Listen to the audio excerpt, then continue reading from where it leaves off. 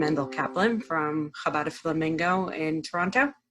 Rabbi Kaplan recently made a wedding of his eldest son, and we'd like to hear a little bit about a Jewish wedding and what a Jewish wedding looks like in the time of the coronavirus pandemic. So I guess the first question is, why now? What's so urgent about a Jewish wedding, or what's so important that we can't push it off? The world seems so uncertain, and it seems like a time to scale back on things, and yet we see all these people making weddings. So what's so urgent about a Jewish wedding that it has to be held? In fairness, I think that it's important for me to point out that my son got married was really like we were kind of ahead of the curve. We didn't realize what was going on. Like we flew to Germany. Initially, we left our home and went to the airport thinking everything was still more or less normal. It was in the airport on Wednesday night that we found out that President Trump had gone on television and said that there was no longer going to be flights. I mean, the whole thing sounded to us fantastical. It didn't even make any sense. And we literally had to rearrange flights for my son, the Chassan, and for his brothers. They were all supposed to leave on Saturday night. They were planning to leave. Did not understand what was going on. The enormity of the changes that the world was about to undergo were just dawning upon us. We really didn't know it hit us. I mean, we got on the plane, and by the time we got to Germany the next evening, after several hours stopover in Warsaw, we already knew that maybe it was 30 or 40% of the guests had canceled, but we still thought that this was going to be a normal wedding, and we did not realize the severity of the situation. It was only Motzei Shabbos, Saturday night. They said there was only going to be 50 people allowed to attend the wedding. And now you see chuppahs that are happening in people's backyards or like in the street. And this has almost become normal. Like, it's at least one person on Facebook commented and said to me, like, cancel the wedding. What was the big deal? And I think that questions that people pose can only be understood in the context from which they're coming. In the world today, a wedding is a formality. Most young couples are living together for an extended period of time. They're basically married without being married. And then they make a decision at a certain point to formalize things. And from that perspective, it makes absolutely no sense to make a wedding today. Why stand is, why is it that people are still pressing ahead and making tiny weddings with only immediate family? And the answer is because for us, a wedding is the most powerful statement in our ideology, in our philosophy, in the way we see the world as a place that's ripe for becoming a dir b'tachtenim, for becoming a dwelling place for God. And a wedding is not a detail, it's not a formality, it's a major event. And a wedding is the most powerful thing. There's to downsize weddings, to minimize weddings under the circumstances is entirely understandable and mandated and warranted. But the weddings have gone on as they should. You know, do you know that in Bergen-Belsen, which is a concentration camp, in the weeks that followed liberation, there were more weddings that were held during those couple of weeks among survivors than anywhere in the world since we've started keeping records. Wow. Why is that? What's the significance of I think that each survivor felt a tremendous urge, a tremendous need to try to rebuild Jewish life. And weddings is the single most powerful building block in Jewish life. And they felt this is what they could do. Our ancestors, our grandparents did not strap bombs on themselves and go around slaughtering the Nazis, even though they very much could have been understood to do so. They didn't wallow in self-pity. They dusted themselves off and they said, we need to rebuild what was lost. One could argue that now is a time when life must go on. We have to keep living. And for us, weddings and living go hand in hand. It's not a formality.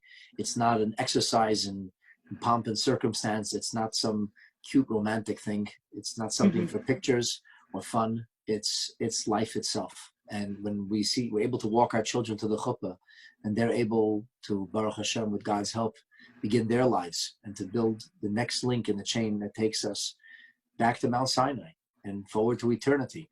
That's what life's all about. What are the crucial parts? It seems like now people are bearing the wedding down to the bare minimum of what is needed for a kosher wedding. So can you explain? Needed for a bare minimum kosher wedding is a minyan, a quorum, and that includes could be social distancing. In fact, there should be social distancing. This is not a joking matter.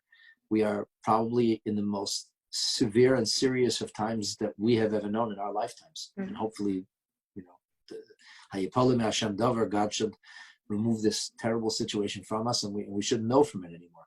But what's required is within earshot and eyeshot to have a minyan. And if you have a minyan, you have a chassan, you have a kala, and you have two witnesses who are close enough to be able to see the chassan give the ring to the kala. That's basically what you need for a wedding. Oh. Well, what happens at a Jewish wedding is that the chassan arrives first, proverbially acquiring a roof over his head, which represents the Jewish home. Because as we mentioned, marriages are not formalities. They're really about building a Jewish home. So that's under the chuppah. The chuppah itself becomes a paradigm, a representation of the Jewish home. And the chassan may acquire a roof over his head, but it's only a house. It can't be a home until he's joined by his soulmate. And when the bride arrives, she will begin to walk around the chassan together with her retinue. And the idea is creating the protective walls and imbuing that roof with mission, meaning, and purpose, and warmth and light, turning the house into a home. That this is the home that they will, Eretz Hashem, build together. And Kala is finished, if you will, setting the stage. She takes her place on the right side of the chassan. Bride and groom are standing together now, facing east, which is Jerusalem. And the presence of Hashem, the presence of God, will be evoked through a prayerful formula that's usually chanted or sung. And subsequent to that, there will be, at a Chabad wedding at least, usually they'll read a letter from the Rebbe that the Rebbe sent to one of the parents of the chassan or kala. And some of a custom of Kohanim that will come up and bless the couple, because God says in his Torah that there are people who are empowered to give blessings. And the upshot is that this is a very, very important moment in their life, and a time that's ripe for blessings. But all of that is not halachically or legally required. What is legally required is that the rabbi begin the proceedings by reciting a bracha, a blessing, two blessings over a glass of wine. The bride and groom will drink from that glass of wine, internalizing the blessings and the magic of the moment.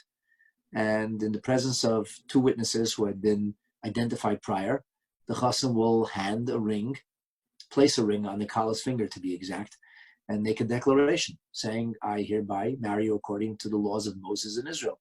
And she says nothing, but her silence is deafening.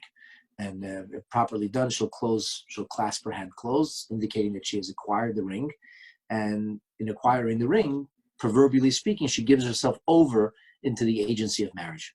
And now they're no longer two entities, but rather they have become fused. They have become together. He has, so to speak, opened or welcomed her into his reality, into his jurisdiction.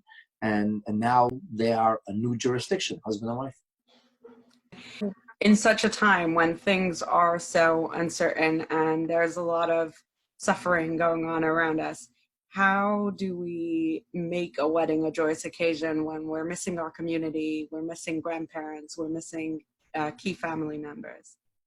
I had a choice to make. My wife and I had a choice to make. We were either going to focus on the fact that our parents weren't there. We were going to focus on the fact that this is not the wedding that we had hoped for and dreamed of. It's our first wedding and so on and so forth. Or we were going to focus on the chassan and kala and the bride and groom. And it's a mitzvah to bring joy to a bride and groom, which I never really understood fully until that night. And we focused our energies entirely on the bride and groom. And it was only about bringing them joy and only about bringing them a sense of exhilaration and excitement as they're about to begin their new life together. And in doing so, I was able to put myself into a different headspace. I didn't think about anything other than the responsibility that I had as a parent to bring joy to my son and to his bride. And my wife did the same. And, Baruch Hashem, we came through it. I want to finish off by just mentioning that we, the Jewish people, are ever the optimistic nation. And despite the fact that we faced the most daunting of challenges, we've always looked forward optimistically to a brighter and a better future. And that has a lot to do with our faith in the coming of Mashiach, and that the world will be not only healed, but made whole and perfect. And that Jewish weddings have a lot to do with that. The Jewish wedding is a major step forward in the repairing of the world, as it were. And it hastens the coming of Mashiach. So when you have the opportunity to hasten the coming of Mashiach and redemption and bring about a world that'll be filled only with happiness and good health and prosperity and universal God consciousness, you do what has to be done and you move forward. May it be in our time speedily. The Pedro will be made. Amen. Amen. Thank you so much, and Shavua Tov. You're very welcome. Shavua Tov.